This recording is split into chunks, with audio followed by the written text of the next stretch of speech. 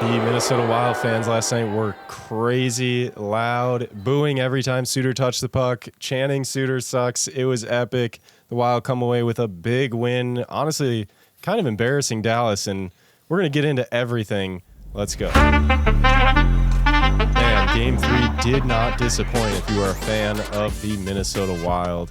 It was fun, it was loud, it was exciting, whether you were at home or at the stadium or on 7th Avenue, it didn't matter.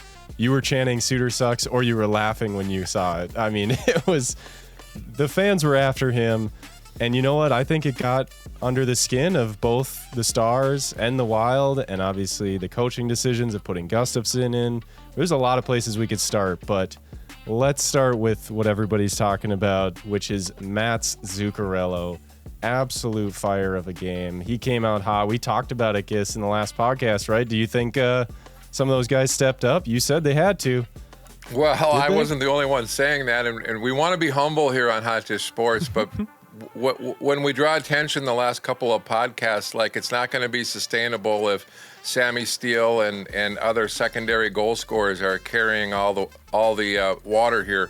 No, I thought exactly what we've talked about the last couple shows kind of played out last night, and it wasn't rocket science. Everyone in the world knows that. The coaching staff knows that. The players know that. It's up to the players to do what they did last night, and good on the Wild. They had a good game plan coming out, and they got on their toes again. Remember we talked about that last time out? I mean, they were on their toes in all zones, and I believe I heard Philip Gustafsson at one point say he almost got a little bored because the play was in the Dallas end so much. And those are all good problems to have. And you beat a team like 5-1 who just thumped you 7-3 to not only retain home ice, but return serve of psychological volley.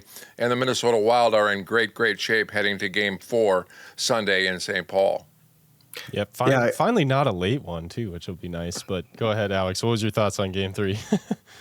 Well, I mean, you went in 5-1. Not too much to complain about there. That game could have been way more than 5-1. The Wild rung 3 posts very cleanly that were inches away from being goals. So that one could have gotten even uglier, but just top to bottom, a great performance from everyone involved. And yeah, seeing those top line guys get some points on the board, I mean, that's huge moving forward for the Wild.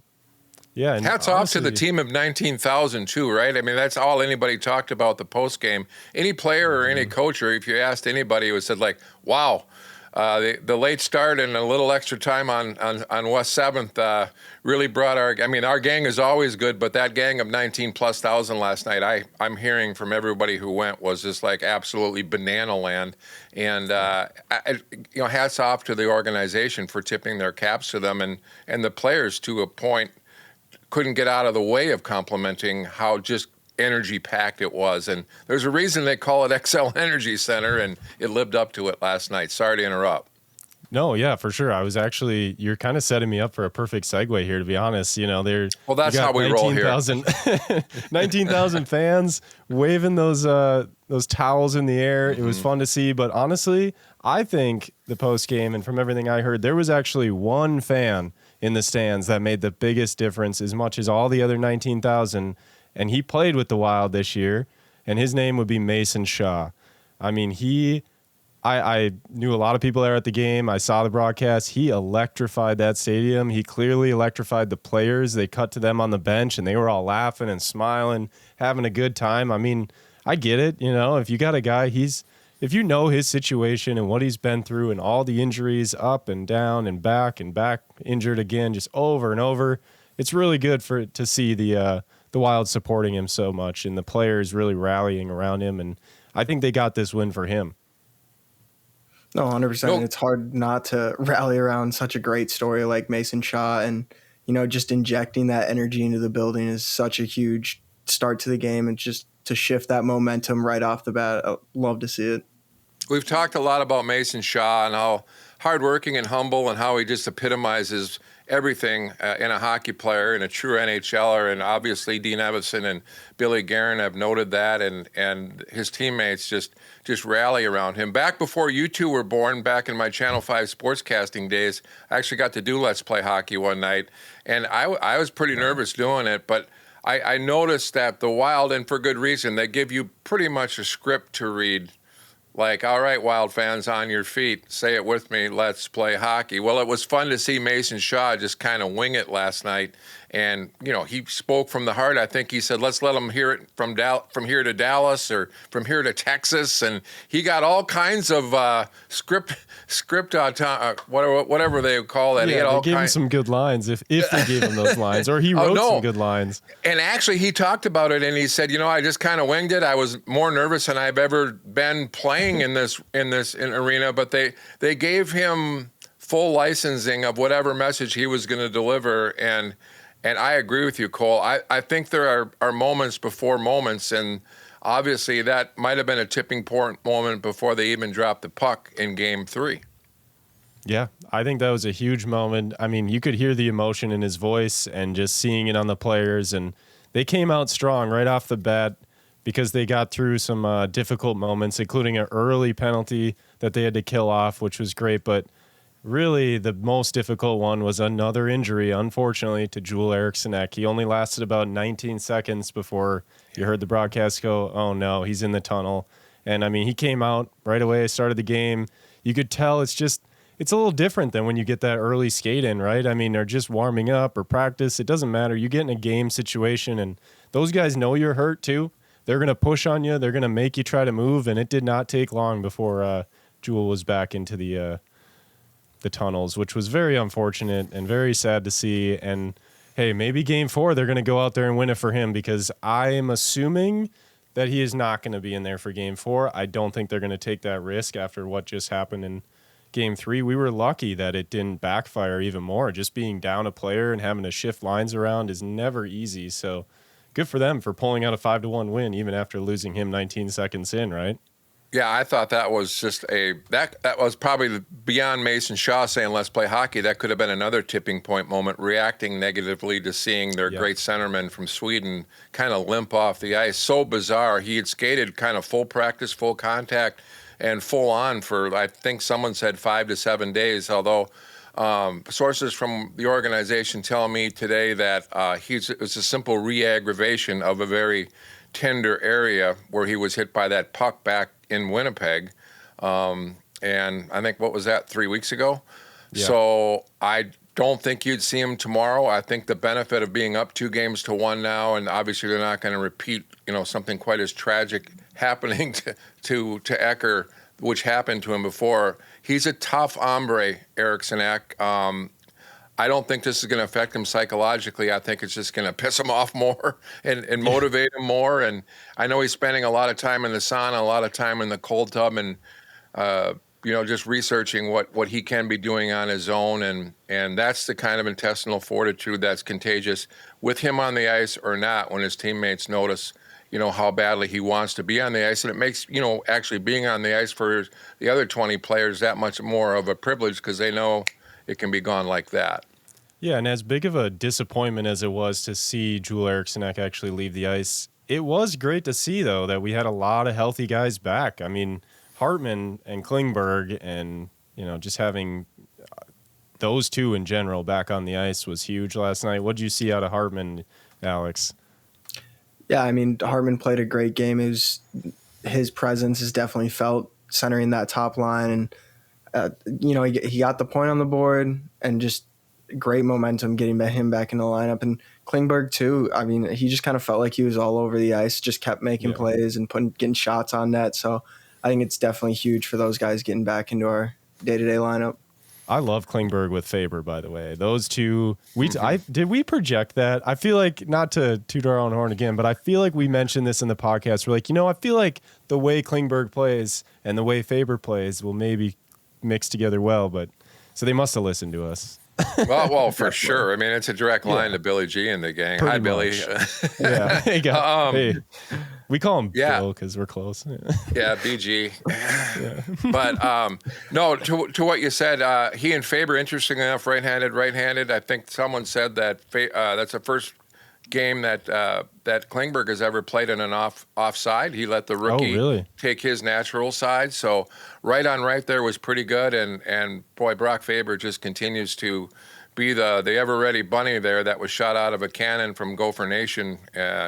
Unbelievable. But to your point, multiple points from Hartman, multiple points from Zuccarello, multiple points from Klingberg. 2 of those 3 weren't in the lineup a game ago, and you're looking at the presto of a 5-1 victory because of exactly what we've talked about here last couple podcasts, and that's the formula, right? And I think if our viewers also and listeners also remember, there's no decision now who's going to play goalie in Game 4, and we talked about checking that box yesterday, or the last couple times we've spoken here after the Game 2 loss, that it's Gus The Bus in Game 3, and it's going to be Gus The Bus moving forward until further notice. And right now, Philip Gustafsson's serving notice that he's our guy. And like I said, if you're one quote out of your goaltender after winning a Game 3 at home is, I was kind of bored out there. And I don't think he meant it obnoxiously. I think he just said, sometimes I was hoping they were going to dump the puck down here so I could kind of get back in my mojo here. But it was a dominating effort. And, some folks from the Hockey Ops mentioned last night to me that they thought it was maybe as solid of effort as they've seen, start to finish in a long time, and just in the nick of time. Yeah, for sure. And do you think, Alex, are they going to go? I'll just state my opinion. I think there's a 0 chance they go Fleury. I think it's 100% Gus The Bus Game 4. And that's saying something, because I thought they would go Fleury Game 2, but I just don't think they're going to rotate again. You got to stick with Gus The Bus. And if they win Game 4, do they go back to Fleury? What do you think, Alex? Are they going Gus The Bus 4? And what do you think you do 5, win or lose? At this point, it's so hard to say that you should be sitting Gus The Bus. I mean, based on the sample size we've had in this playoffs, obviously being small, but I feel like you really have to ride the hot hand, and it's just, I don't find any way in my mind that it makes sense to go back to Fleury right now. I think you ride out Gus until we see a loss. I don't think there's any question. I don't think there's much point in talking much longer about if Gustafsson's going to start Game 4. He's for sure going to start Game 4. Yeah. We for sure know that Eriksson Ek will probably not be back, but the good news is the formula in the goaltender and the players you got playing in front of Gus The Bus right now are coming off this 5-1 win. You know what? Candidly, this is the world of hockey now. I would bet you some substantial money that Marc-Andre Fleury would probably agree with going with Philip Gustafsson right now, and that's no disrespect to Marc-Andre, obviously a Hall of Famer, and I know he would want to play and will play, and he'll be ready when his number's called again sometime, but Marc-Andre Fleury has been on the other side of this too, right? Where, he was the reigning goalie, and he was also trying to get himself in way back in the day. But I can guarantee everyone in that room wants what's best for the entire team versus personal satisfaction or personal, pride. And I would bet you the kind of guy Marc-Andre Fleury, I hear he is, would say, I get it. I get it. It's for the good of the team. Let's roll. I'll be ready when my number's called. Yeah, I mean, and it just feels like the way that the Stars play their game, that Gus is just a better match for the way that they set up shots, the way they try to set up goals, and same with our defense, the way that our defense plays their forwards. It just feels better to have Gus just be that stoic in one spot, not throwing out rebounds, not being sporadic, which is against some other teams. Hey, if we end up winning through this series and we got to face either the Kraken or the Avalanche, then maybe Gus The Bus sits a few more times than Fleury, and maybe Fleury makes more sense. You just never know. But, Gustafsson has definitely proven himself both in the playoffs now and in the regular season. I don't think he's going to be up for best goalie necessarily just because he didn't get enough starts. But, I mean, I think who's the goalie in Boston? Allmark?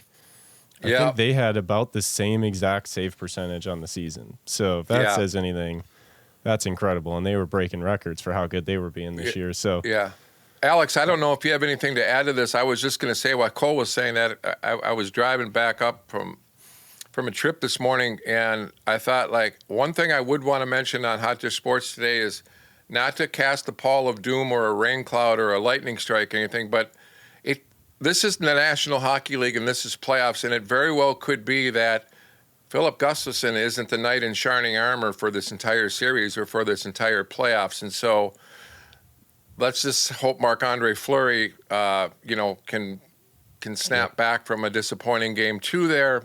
But we could very much be talking about a terrible performance by Philip Gustafson yet in this series. And guess what, folks? That's the National Hockey League, and that's the Stanley Cup playoffs. So before we totally christen everybody, I just wanted to point that out. Like, be careful how far we get out on the end of the dock here before we push, Marc-Andre off. Yeah. Go ahead. I think that's just the beauty of the game. I think that's why you play it every night. Is you can have one of the hottest goaltenders in the world. One game can change everything. So, yeah, I think that speculation it's always a possibility, but I think can't really be thinking like that in the playoffs. You just got to trust your guys and what they've shown all season, and just believe in it and get behind them. Yeah, the big quote right now, and I think Ryan Reeves started it in playoffs, is forgetting losses and wins in an equal amount of time, right? And forgetting goaltending performances, good or bad, in equal amount of time, because to Alex's point, this is the playoffs, and it's really minute to minute and moment by moment across the board. Yep. Let's talk about Ryan Reeves actually for a second. You just brought him up. And Foligno. Just the fact that we've been out hitting the Stars every game by so much. How important do you think that is to continue that? Or, we saw them kind of cut back in how many hits they had because you just don't want to get those penalties. And we actually had a question thrown to us. I think it's a little self-explanatory, but I'm going to throw it out there anyway. Somebody asked, should they even be throwing Reeves out there? Because don't you kind of... They said mostly have Reeves on the team to fight. And in the playoffs, you can't really fight because then you're going to get a penalty. You're going to game misconduct. You're not going after to protect. Just because Suter's cross-checking Kirill doesn't mean that Reeves is going to be able to go out there and just deck Suter. So they were wondering, why is Reeves out there as much as he is? Do you think it's important for him to keep laying hits? I have some thoughts, Alex. I'll let you lead off if you want. Otherwise, I can rock and roll. No, go ahead. Enforcers in the National Hockey League is a psychological deal. It was designed to say, like, we've got 3 or 4, primo primetime players. We've also got a 6'8" guy who weighs 250 pounds that'll knock your block off if you touch any of the aforementioned 3 or 4 superstar players of ours. I think, Cole, to our viewers' question there is, Ryan Reeves does have to play. And Ryan Reeves playing and a regular shift is kind of the insurance policy. If you're tracking with me, of a player sitting on the bench saying, I'm going to run Reeves right. I'm not going to run Reeves. I'm going to run Kaprizov right now, or Hartman or Zuccarello. It's almost preventative that they're not going to fly over the boards and do that because they see Reeves playing. They see Reeves taking 2-3 shifts a period. And yes, you can make a point that he's not terrific offensively, point producing, but it's his sheer presence that is designed to be preemptive to any stupid thinking when a potential wild superstar could get run. So I don't know if I explained that as great as I could. That makes sense. But it's an insurance policy. It's an insurance policy. Enforcers aren't always summoned to come in and clean up messes. They're just as important playing in a hockey game to prevent messes, if that makes sense. It does, yeah. And obviously, Foligno is also an enforcer yesterday. My goodness, he was ready to take on the entire bench, Alex. I mean, he was just screaming at everybody. Moose. I mean, he got called for flopping, but I think he was just flopping to make a point. I think he was just trying to say, look, this is what you guys do. Oh, you pushed me, and then it kind of backfired on him. But he had some pretty big hits, some pretty big moments, and Foligno looked really good. To me, yes, Matt Zuccarello was probably he's the player of the game. He scored a couple goals, but Foligno, I think, really put the Stars, made them sit on the bench, is what he did.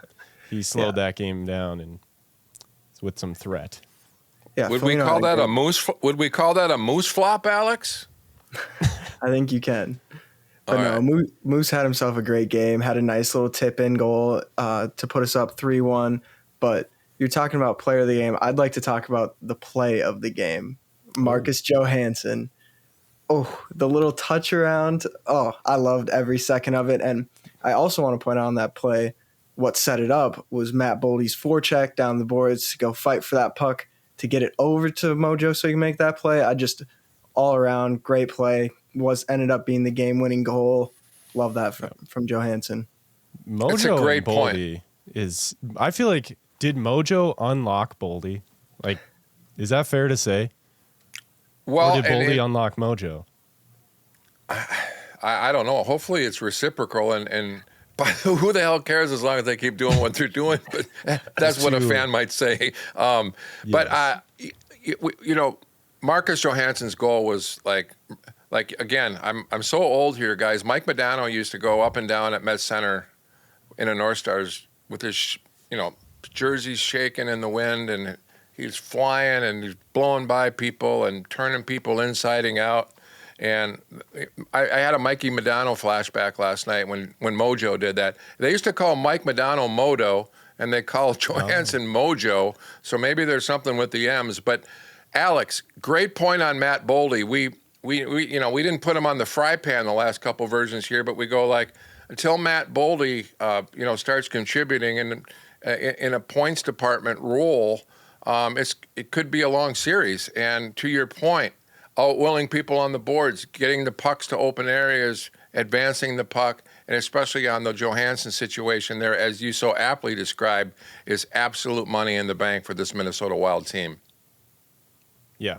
We saw a lot of great stick work from the Wild yesterday. I agree with you, Alex. Like that play with Boldy, so many plays with Faber, just like having 3 guys on him and still finding a way to come out with the puck without even having to chip it up, just hanging onto the puck, clearly battling.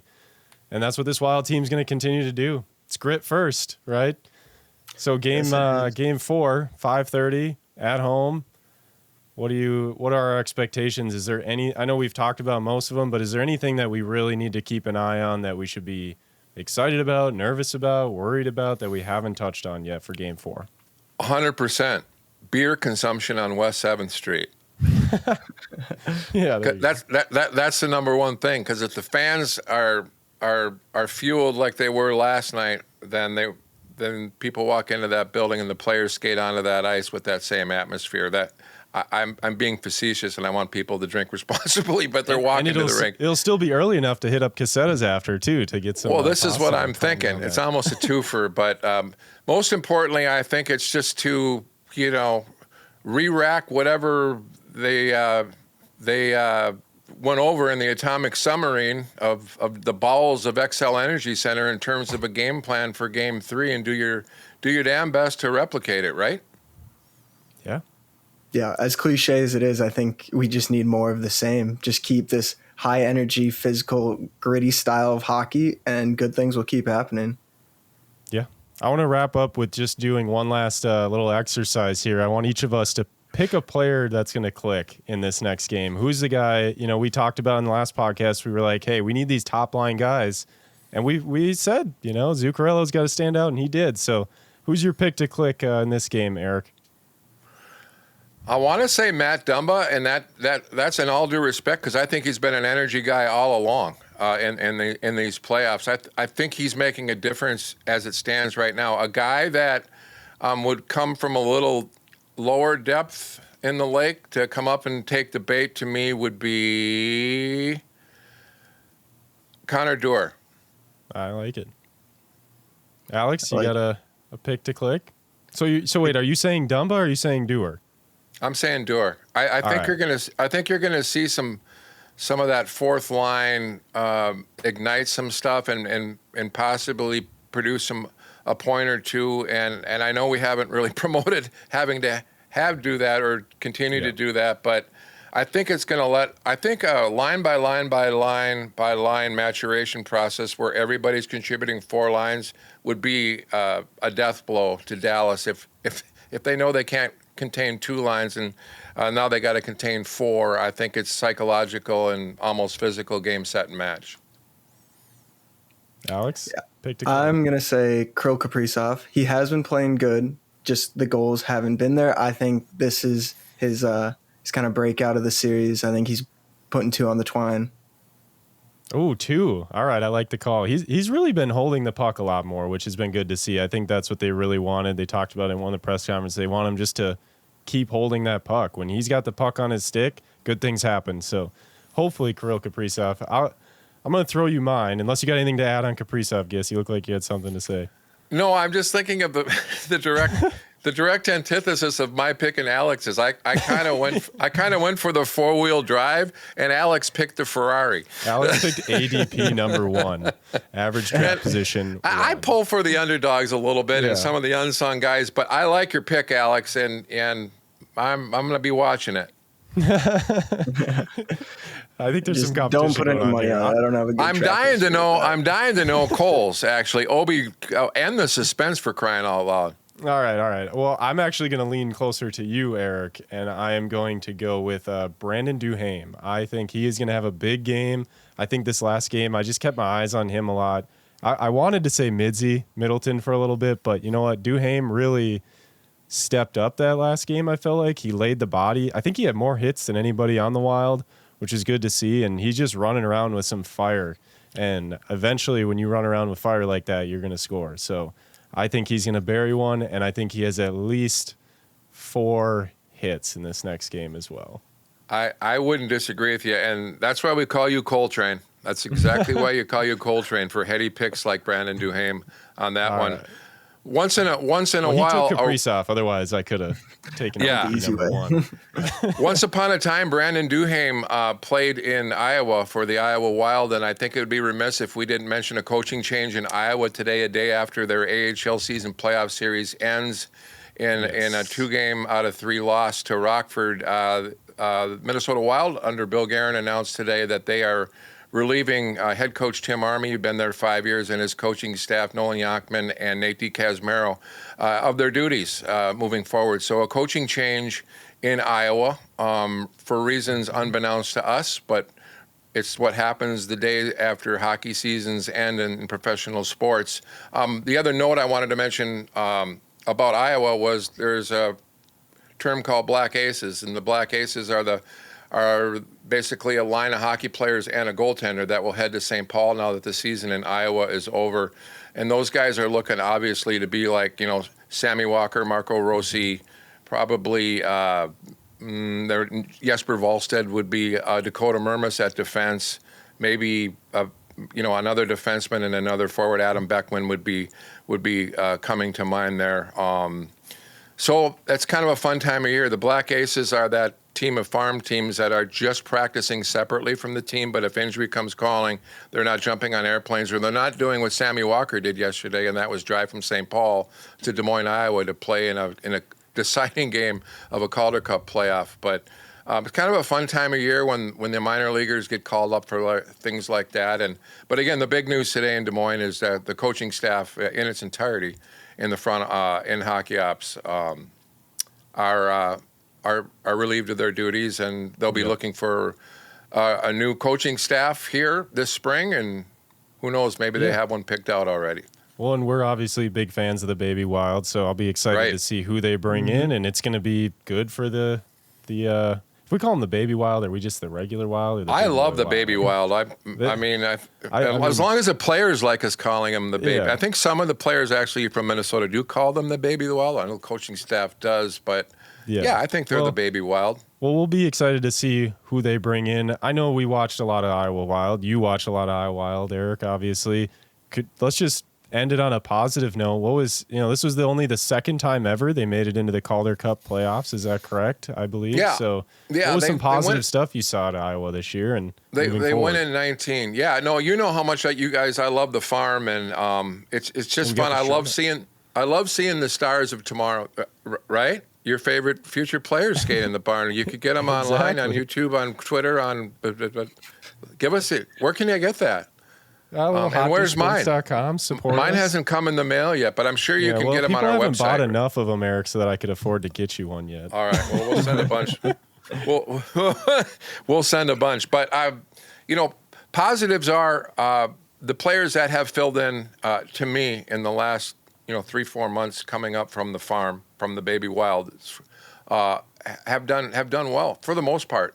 Marco Rossi wouldn't be one of those. Marco Rossi went back down after his recall, after being started as an NHLer, and had a terrific 40 games and 45 games. Not real great in the playoffs. Not real great down the stretch when needed to maybe climb higher in the seedings. Jesper Wallstedt I think he could play in the NHL right now. I really do. I've seen him that much. And, I mean, you're talking about goaltenders in the National Hockey League. Jesper just turned 20, but a guy like Gustafson's 24. Yeah. I don't know. I think the future's not here too long. So right. But I mean, I think, and respect to the former coaching staff down there. I think they did the best they could, and they provided National Hockey League players best they could. No clue what the